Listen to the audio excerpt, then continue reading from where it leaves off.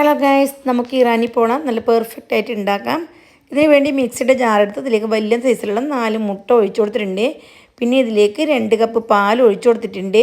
1/2 table spoon pepper പൗഡറും 1/2 teaspoon garam masala powder, 1/2 teaspoon ഉപ്പ്, 1/2 teaspoon baking soda, 1/2 cup refined oil, 2 cup maida. ഇത്രയും ചേർത്ത് നന്നായി മിക്സാക്കി ഒന്ന് ബ്ലെൻഡ് ചെയ്തെടുക്കണം. 250 ml മെഷർമെൻറ്റ് കപ്പാണ് ഞാൻ ഉപയോഗിച്ചിട്ടുള്ളത്.